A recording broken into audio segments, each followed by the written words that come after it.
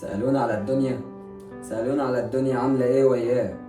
قلت الدنيا عاملة زي البحر لما بتكون الرياح شديدة، الأمواج بتبقى عالية وكمان بتكون كتيرة، كل مرة تمر بيا موجة بتكون أقوى من اللي فاتت، وأقول خلاص هانت وتحمل يا واد وزود في صبرك كمان وكمان. بكرة تحلى والرياح تزول والبحر ليك يروق، والأحزان تخف ودموع الأوجاع تجف، ويجيك الفرح وتكون بإذن ربك مرتاح ومبسوط. ويظل الصمود وفترة تعدي وفترة تفوت، ولا الرياح مهدية ولا الأمواج لازمها السكوت. وإحساس الموت بحسه في كل مرة الموجة عليا تفوت، وقبل ما فوق من موجة فاتت ألقى اللي جاية أعلى، وكأنها حلفة تشوفني ميت، وكل ما تشوفني في شوية سعادة في الأحزان تقوم تزود. والله ألف دمعة كل يوم وألف صرخة بوجع يموت، والكتمان لحزني يزود، بس خايف لو اتكلم أوجع ناس حبان يموت. وبعدين ما تعودناش في بلادنا لضعفنا مبين، علمونا إن مهما الحزن زود والهم فينا علم لازم نصبر كمان ونتحمل.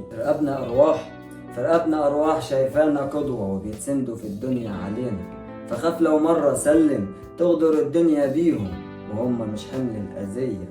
جوايا وجع لو اتكلم بيزيد معايا أكتر، جوايا حاجات كتير والله بتتكسر، ومش قادر أشكي ولا أقول إن الحياة أصبحت مرة. والنهاردة بس صدقت نصيحة أبويا ليا، ياما قال لي ما تغركش يا ولد الدنيا، هتشوفها سهلة وليك هتبقى صافية. البحر على البر أمان، بس في الغويط بيبقى مرعب وأمواجه عالية، محتاجة قوة وصبر حتى لو زاد فيها المر، بإذن الرحمن لوحده تمر.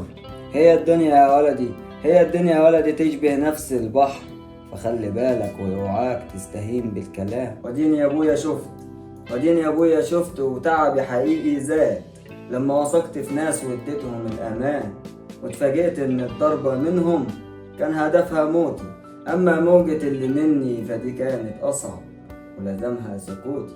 ما تخيلتش في يوم ان اللي مني هم اللي بيتمنوا سكوتي. وموجة الحب يزيد وجعها والقلب مش متحمل مرارها.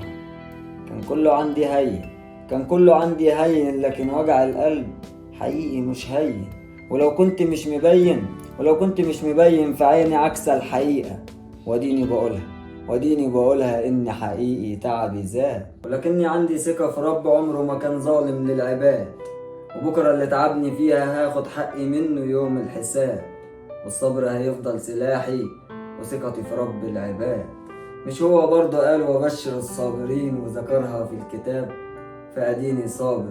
فأديني صابر لحد ما يقين الأوان، والفرح يبقى رفيقي وأقفل على الحزن ألف باب.